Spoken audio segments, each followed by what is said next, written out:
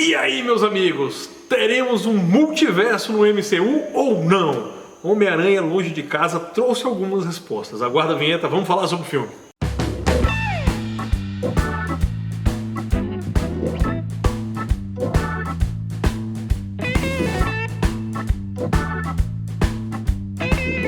Salve, meus cinerds! Só dando um recadinho pra você que vai assistir esse vídeo no YouTube. Essa é uma versão da live que a gente faz no Facebook aos domingos, agora de 15 em 15 dias. Isso. Então, não estranhe se a gente eventualmente ficar olhando pra baixo, porque na verdade aqui a gente está olhando para a câmera que está transmitindo para o Facebook. Então, vamos lá, de antemão, vale o aviso, né? Tá no título, descrição, mas se você por um acaso caiu de paraquedas nesse vídeo, saiba que vai ter spoiler. Problemas, não, a gente vai falar primeiro os pontos positivos, Vamos né? lá, Vamos começar pelos pontos positivos, mas já alertando, o filme não é perfeito, o filme tem uns probleminhas, né, que a gente andou detectando aí, mas vamos falar de uns pontos positivos do filme. O filme é muito bom. É muito bom, de antemão a gente já fala que o filme é bom, é vale um filme, exato. É um filme do Homem-Aranha, então, né, acho que a gente pode dizer que sim, é um cabeça de teia autêntico ali. Exatamente. A gente tem realmente vários elementos icônicos do personagem que a gente espera encontrar realmente num filme. Exato. É um filme leve, diverte, não é diferente. Cheio de piadas. Exatamente. Pra quem veio do Vingadores Ultimato. Até o Guerra Infinita e o Ultimato, né? Que é aquele filme com mais gravidade, né? São filmes com um roteiro mais pesado. Mas o Homem-Aranha, apesar de tudo isso, apesar de ser um filme pós esses eventos, é um filme pra você se divertir. Exatamente, é um filme que tem a leveza do Homem-Aranha com todos os conflitos ali. Tem gente, claro, que se diverte com filme terror, horror, não é isso. Sim. É um filme pra você dar uma risada, é um filme mais leve, ele tem um tom muito mais leve, em que pese ele trabalhar ali um roteiro algumas dramático. Consequências até, né? Que é a questão, aí, novamente, já deu alerta de spoiler, que é a questão da morte do Homem de Ferro. Stark, né? Exatamente. Que aí o Homem-Aranha é colocado nesse filme como um possível sucessor. Isso também não é spoiler, porque na verdade tá no trailer. Exato. Mas é trabalhada essa questão do Homem-Aranha como um sucessor do Homem de Ferro, né? Você será o próximo Homem de Ferro? E é bem por aí. E aí aqui, vamos lá, vamos salpicando, né? À medida que a gente for soltando aí. Esse talvez seja um dos pontos mais negativos que eu tenho visto em relação a essa nova pegada aí do Homem-Aranha, mas já vamos falar um pouquinho disso. Que é bom alertar, eu vejo isso como ponto positivo, é que continua sendo uma franquia voltada para adolescentes. Sim. Certo? Então vai ter muita gente que vai achar, pô, o filme é meio bobo, né, às vezes e tal, mas entenda que este é o filme da Marvel para aquela faixa etária ali do público teen. O que a Marvel, qual foi a opção da Marvel quando pegou o Homem-Aranha para reinserir e fez o acordo com a Sony para colocar o Homem-Aranha aí? Eles pegaram o Homem-Aranha muito jovem, realmente, no início da sua vida heróica, por assim dizer. Que no Brasil já tinha dado certo quando eles lançaram as histórias, porque tinha as publicações do Homem-Aranha, quando a gente pegou. Eu e o Wilson, que pegou a Era de Ferro, né? Sim. Pegou um Homem-Aranha mais velho nos quadrinhos. Exatamente. E depois eles lançaram aquela coleção do Teia do Aranha. Isso, a Teia do Aranha era justamente então, fez muito sucesso. Exato, a linha normal do Homem-Aranha, né? A HQ principal do Homem-Aranha seguia a linha tradicional que estava rolando nos Estados Unidos. Velho, já era exatamente. E a Teia do Aranha era como se tivesse recomeçado. E justamente onde você pegava aquelas histórias mais iniciais, tal. Exatamente. Um Homem-Aranha, né? No colegial. Exatamente. Problema de bullying. Exatamente. Né? Essa é uma pegada que ficou interessante para o filme. Você tem que se descolar do que você conhece dele dos quadrinhos para você se sentir bem assistindo esses filmes. Quem é muito purista, exato. Vai ter problema. Porque uma das coisas, talvez que tenha sido o ponto mais falho do Homem-Aranha nessa pegada do MCU, foi terem colocado ele muito mentorado, muito assessorado pela figura do Tony Stark. Mas isso aí ele tem uma explicação, vamos dizer assim, porque ele foi uma opção de roteiro, né? Sim. Vamos colocar assim, não é exatamente uma falha. Foi uma opção de roteiro eles limarem o Tio Ben. Porque a história do Tio Ben foi batida, rebatida. Então eles resolveram dar uma limada no Tio Ben. E aí, aquela figura, né, que ocuparia ali aquele espaço paterno, apesar que o Tio Ben, a ausência dele é importante para o Peter. Exato. E aí eles botaram meio que assim, como um personagem em construção, e essa construção passava pelo Tony Stark. É tanto que o Tony Stark, né, tem aquele famoso diálogo do filme passado que ele fala assim: eu queria ser como você, e o Tony Stark repete, fala assim: eu quero que você seja melhor. Exatamente. Então exatamente. Ele ocupa realmente aquele espaço da plateia. Só que é isso, acho que acabou servindo de uma muleta muito forte para o Peter. Porque o que é interessante nos quadrinhos, aí beleza. O que é, talvez um dos grandes atrativos do Homem-Aranha nos quadrinhos foi justamente ter que se virar sozinho. Não, o Homem-Aranha, ele é independente a um tal nível que nos quadrinhos funciona o Aranha-Verso. O universo, o Homem-Aranha, ele é uma figura tão independente, porque ele atua em Nova York, onde nós temos ali Quarteto Fantástico e Vingadores, apesar de Demolidor na Cozinha do Inferno, mas ele funciona sozinho. O universo dele funciona completamente sozinho, tanto que quem é leitor do Homem-Aranha, dos quadrinhos, sabe que a revista dele se basta. Diferente de outras publicações que você acaba tendo que, né, vários crossovers ali acontecendo o tempo inteiro. Vingadores mesmo, vira e mexe, você tem que estar lendo alguma coisa do Capitão América, alguma coisa do Thor. O Homem-Aranha não. O Homem-Aranha é sozinho. Você lê só ele. Mas, beleza, funciona. Funciona. E aí, esse filme a gente vê meio que desdobramentos disso, não é? Exatamente. Porque como ele é pós os eventos lá do Ultimato, então o Peter tá meio assim, poxa, e agora? Eu gosto da explicação, apesar de dar uma pouco de forçada, que é o conceito que eles utilizam do blip, né? Sim, que eles tentam resolver muito rapidamente até, mas funciona. Aquela história do pessoal ter sumido por 5 anos. E eu gostei do jornalzinho da escola, né? Que eles dão uma explicada então, isso.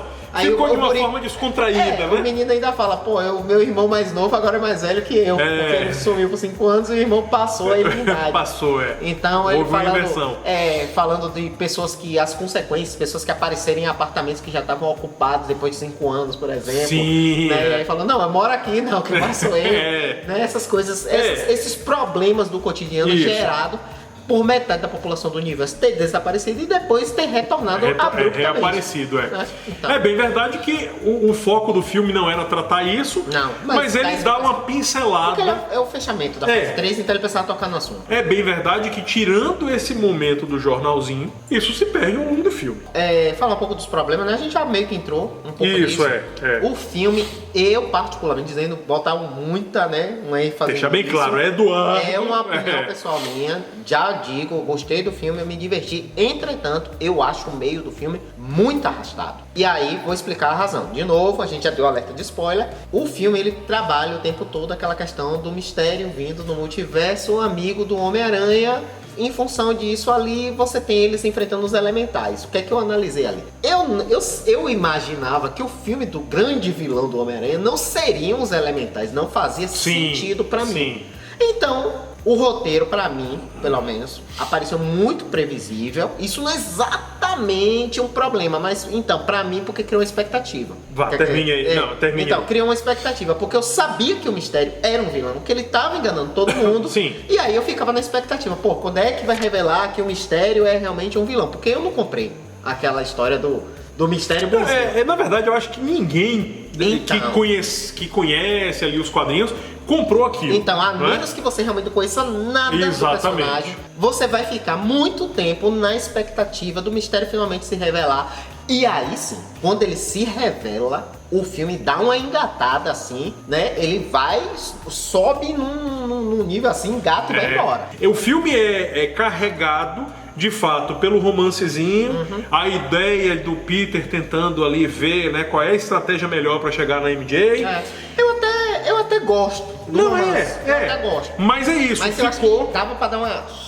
Aí ficou naquela. Isso, e aí ficou naquela realmente. Não, quem conhece o personagem mistério dos quadrinhos sabia que em algum momento ele ia deixar claro quem ele era ali. E quem ele era de fato ali, quais eram os interesses reais dele. Aí, quem conhece a história do mistério, foi interessante porque foi um vilão que nunca tinha sido trabalhado antes no universo do Homem-Aranha, nos filmes. Sim. E foi muito bem trabalhado. O Jake Gyllenhaal, ele tá muito Gyllenhaal, bem. Ele entendeu o personagem. Sim. Ele tá muito bem no papel. Muito bem mesmo. A parte de aspectos visuais ficou excepcionalmente boa. Quem imaginaria que aquele visual do mistério, que é um negócio que, assim, você fala, cara, eles não vão conseguir reproduzir isso no filme. Não vão.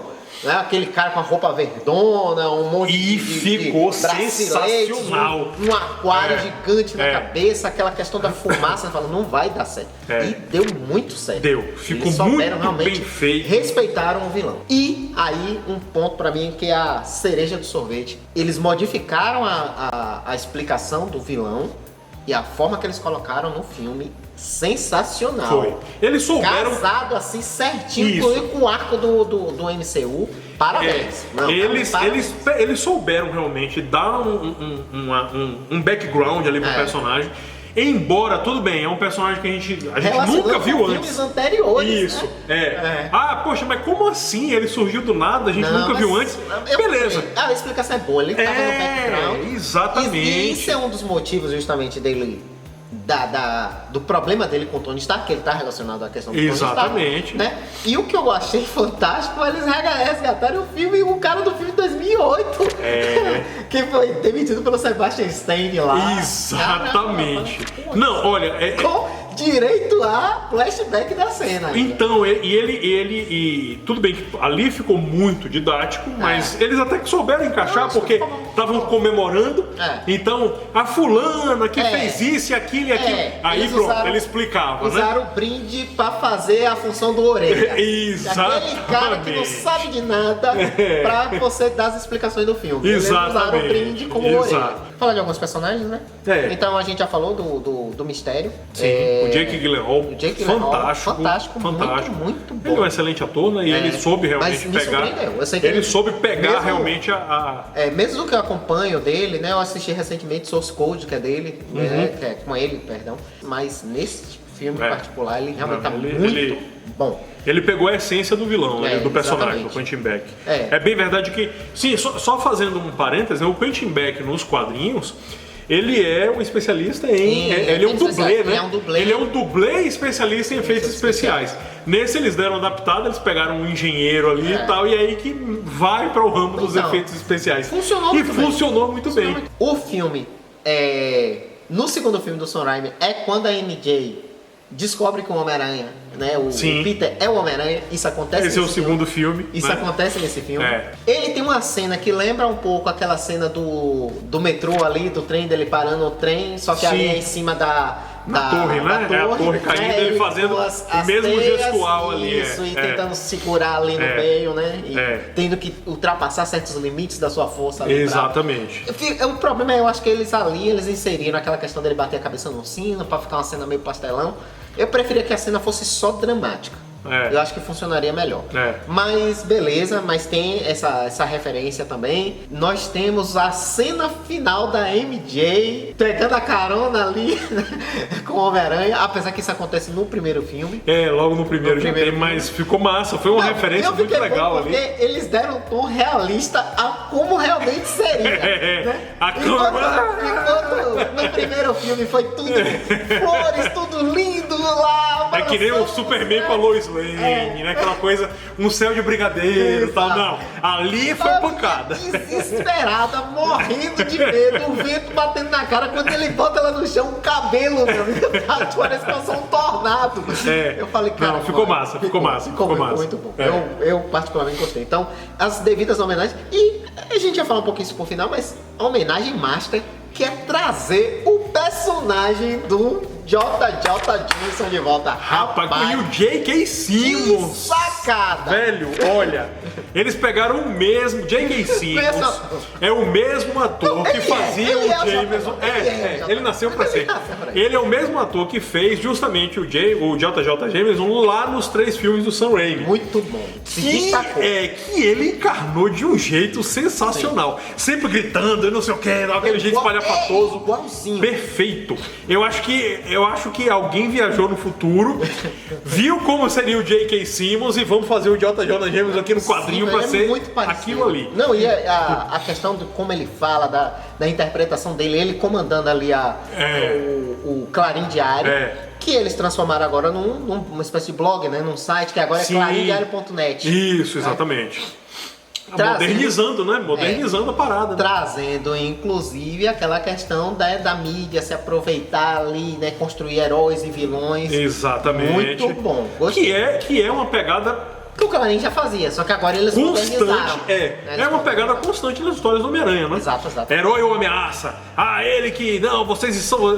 E o próprio game, o jogo do Homem-Aranha, que é sensacional, por sinal, é espetacular Homem-Aranha, sensacional Homem-Aranha, como queiram.